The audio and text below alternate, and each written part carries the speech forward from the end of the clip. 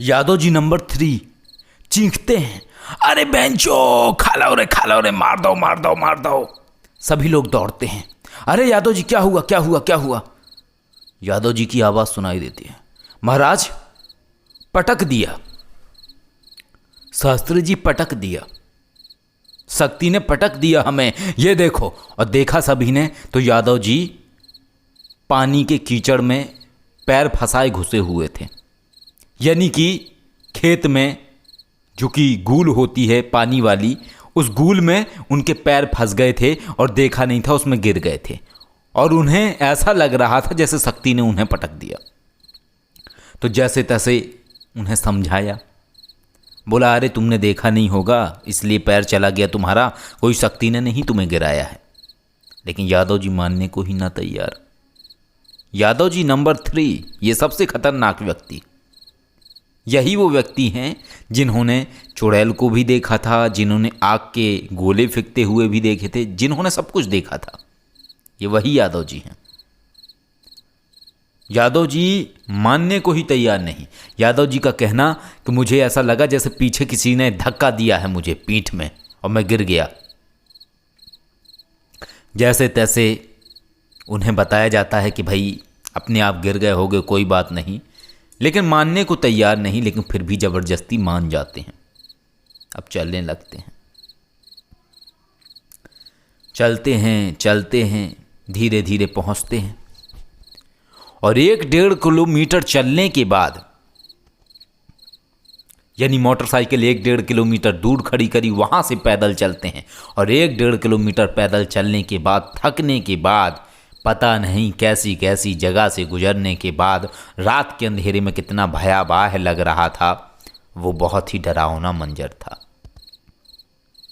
रात के 12 बजे के बाद अंधकार में ऐसा लग रहा था कि एक व्यक्ति दूसरे को ही नहीं देख पा रहा था, सिर्फ रोशनियां दिखती थीं एक दूसरे की मोबाइल की, तो पता लगता था कि हाँ यहाँ से सभी लोग चल रहे हैं। अब सभी लोग वहाँ पहुँचते हैं जो स्पॉट था।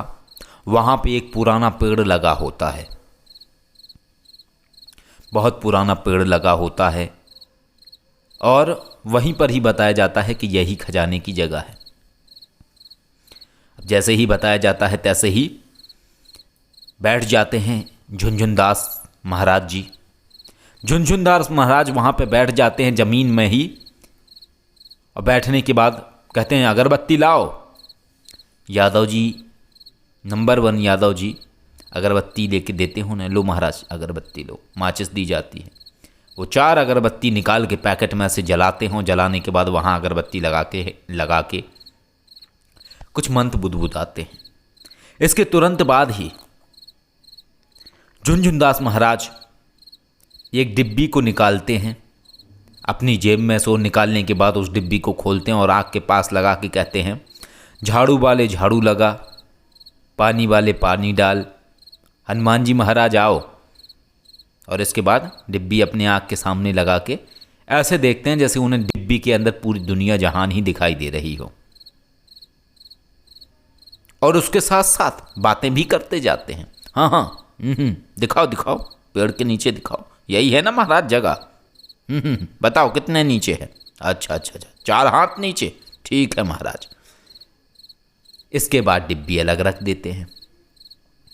झुनझुनदास महाराज जी डिब्बी अलग रख देते हैं। वो अपनी शक्ति को महाराज कह के संबोधन दे रहे थे, और इसके बाद बड़े अनुभवी व्यक्ति के तौर तरीके से झुनझुनदास महाराज सभी को कहते हैं, हमने देख लिया है डिब्बी में, यही है वो स्पॉट, 4 हाथ नीचे है, और वहाँ पे ब्रह्मदेव भी दिख रहे हैं।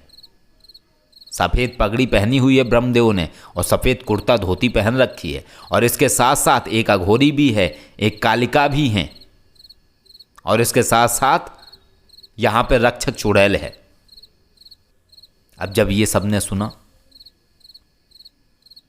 तो अब फिर उनमें से कुछ लोगों की हालत ख़राब होने लगी, लेकिन जैसे तैसे मामला संभाला जाता है। अब इसके बाद प्रकरण आगे बढ़ता है। इसके बाद दूसरे बाबा जी सामने आते हैं, शंकर बाबा। अब शंकर बाबा भी आगे आ जाते हैं।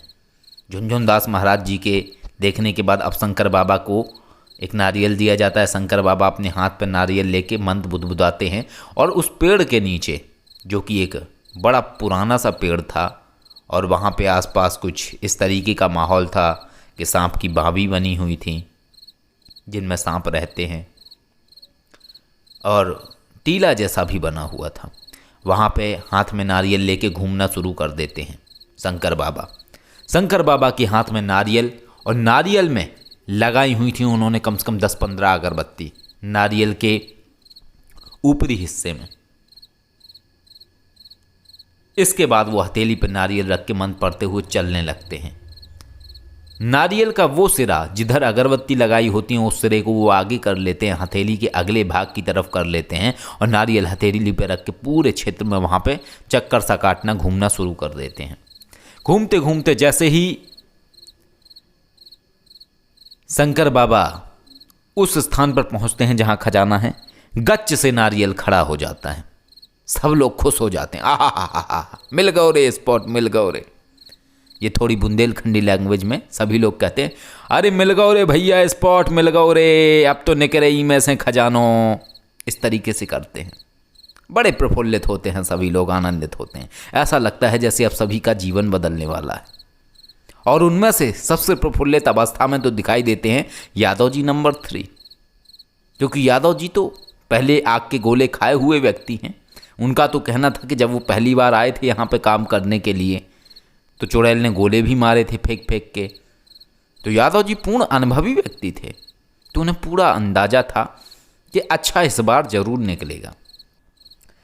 यादव जी ने अब शास्त्री जी और हमारी तरफ देखा, बोला शास्त्री जी आप दोनों लोग, आप और वासा दोनों लोग शक्तियाँ तो बांध देंगे ना, शक्तियाँ तो नहीं आएगी ना, सांप वगैरह या ये सब।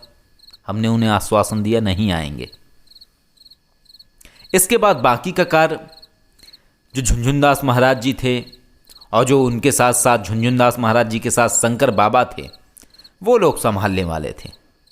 अब चूंकि झुनझुनदास महाराज जो हैं, तो झुनझुनदास महाराज का कार्य था ब्रह्मदेव बाबा, कालिका माँ और अघोरी को मनाना। और उसके लिए वो चूंकि हनुमान जी के उपासक थे तो हनुमान जी से प्रार्थना करते हैं और सभी लोग मान जाते हैं। हमारा कार्य था कि सांप ना निकले, क्योंकि सांप का बड़ा डर लगता है सबको। तो इसके बाद वहाँ पे कवच लगा दिया जाता है, भभूति लेके वहाँ पे उस स्थान पर एक गोल घेरा बना दिया जाता है। सभी के सिर के ऊपर भी थोड़ी थोड़ी सी विभूति छिड़क दी जाती है। इसके बाद तिलक वगैरह किया जाता है। फावड़े में, कुदाल में, सब में वो कुदाल मारी जाती है। कुदाल से खुदाई होनी शुरू होती है। अभी 1 या 2 बेथा खुदाई हो चुकी थी। सब बड़े खुश थे। तभी कहीं दूर से टॉर्च की रोशनी दिखाई देती है। क्योंकि ये समय कुछ इस तरीके का था जैसा कि आपका फरवरी, मार्च, अप्रैल के आसपास का समय होता है। तो ये समय कुछ ऐसा था। तो कुछ लोग अपने खेतों में भी थे। तो जब रात को 12:30-1 बजे जैसे ही कुदाल की आवाज़ सुनाई दी तो कुछ और खेत वालों को लगा कि कहीं कुछ कांड हो रहा है। अब चूंकि क्षेत्र ऐसा कि सभी लोग जानते हैं कि कहीं पे कुदाल की आवाज़ आती है, कहीं पे ज़मीन खुदने की आवाज़ आती है, तो वो गड्ढा चाहे जिस चीज़ के लिए खुद रहा हो, लेकिन सबको पहले ही पता लग जाता है कि वो गड्ढा सिर्फ ज़मीन में से खजाना निकालने के लिए खुद रहा है।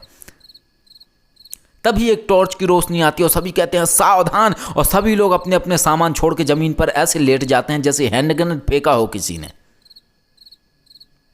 जैसे वो बहुत बड़े जासूस हों सभी लोग, कि दुश्मन की उन पर नज़र है और कोई उन्हें देख ना ले। सभी लोग छुप जाते हैं। छुप क्या जाते हैं, लेट जाते हैं सभी लोग ज़मीन पर।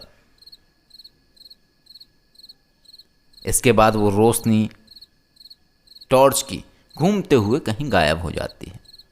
5 मिनट के अंतराल के बाद पुनः खुदाई शुरू हो जाती है। खुदाई होने लगती है। अब खुदाई होते होते जैसे ही 2 फीट पर पहुंचते हैं, तो 2 फीट पर जैसे ही पहुंचते हैं तो स्थितियां बदलती हैं। अब उसमें से दीमक निकलनी शुरू हो जाती हैं, चींटियां निकलने लगती हैं। जंगली चींटी, जो जंगली चींटी होती है वो जंगली चींटी निकलने लगती है। उसके अंदर से खुदाई में और वो जंगली चींटी बहुत तेज काटती है, ये आप सभी लोग जानते हैं। तो जब जंगली चींटी निकलने लगती है खुदाई में से, चूंकि स्थान ऐसा था, ज़मीन बहुत ही इस तरीके की थी कि जो पुरानी तरीके की ज़मीन होती है, चींटियाँ निकलने लगती हैं वहाँ से। अब जब चींटियाँ निकलने लगती हैं तो पता नहीं यादव जी नंबर 3 के कौन सी भावनाओं पे चोट लग जाती है। यादव जी नंबर 3 बुदबुदाना शुरू करते हैं। कहते तो थे शक्तियाँ बांध देंगे, शास्त्री जी और बासा, अब ले लो कद्दू, नहीं बंधी शक्तियाँ, निकल रही हैं शक्तियाँ गड्ढे में से इतनी सारी। हम और शास्त्री जी सुन रहे थे बातें। हमें यही समझ नहीं आता था कि शक्तियों को बांधना है या चींटियों को बांधना है, शक्तियों वाले नांग को बांधना है या फिर साधारण नांग को बांधना है। बांधना किसे है? अब यादव जी की बुदबुदाहट थोड़ी ज़्यादा बढ़ गई, क्योंकि यादव जी थोड़े अंधविश्वासी टाइप के व्यक्ति लगे। उन्हें हर चीज़ में शक्ति का लॉजिक दिखाई देता था। अगर वो गड्ढे में गिर जाए तो शक्ति ने गिरा दिया, अगर कहीं से कुछ आवाज़ आ जाए तो शक्ति ने कर दी, गड्ढे में से चींटियाँ निकल आए तो शक्तियाँ निकल रही हैं चींटी बन के।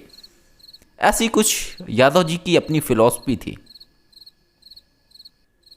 अब थोड़ा सा हमें भी नाराज़गी होने लगती है, शास्त्री जी को भी होने लगती है। शास्त्री जी जाते हैं यादव जी नंबर 3 के पास, उन्हें बोलते हैं सुनो यादव जी, शक्तियों को बांधने की हमने जिम्मेदारी ली है, चींटियां बांधने की नहीं ली है। और तुम्हें लगता है कि बहुत बड़ी शक्तियां हैं तुम्हारे पास, इतने लोग बैठे हुए हैं, एक काम करो, एक चींटी को उठाओ ज़मीन से और उठा के जो एक प्लेट लेके आए हो ना पूजा के लिए, उस प्लेट में उस चींटी को डालो, चींटी के चारों तरफ लगाओ घेरा, और घेरा लगा दो। तुम्हारी कोई भी शक्ति उस चींटी को नहीं रोक पाएगी, क्योंकि चींटी साधारण है, कोई शक्ति नहीं है। प्रैक्टिकल करके देख लो, तुम्हारी तो शक्तियां बहुत तेज है ना। अब यादव जी चुप। यादव जी को एक साइंटिफिक तरीके का जवाब मिल गया। यादव जी चुप। अब यादव जी ने भी सोचा यार बात तो सही है, और अगर ना बंधी चींटी तो बेइज्जती हो जाएगी। अब धीरे धीरे वो चींटियां गायब हो गईं, जंगली चींटी गायब होने लगी। क्यों? क्योंकि वो मिट्टी हट गई जितनी मिट्टी पे चींटियां थीं। अब इसके बाद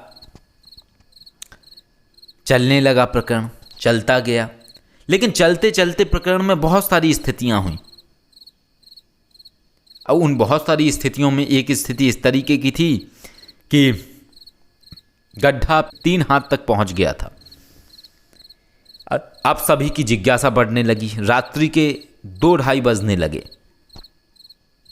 थकने लगे, लोगों को नींद आने लगी। अब फिर से शंकर बाबा को बोला गया, बाबा चेक करो जरा, देखो नारियल खड़ा करके कितनी गहराई पे है।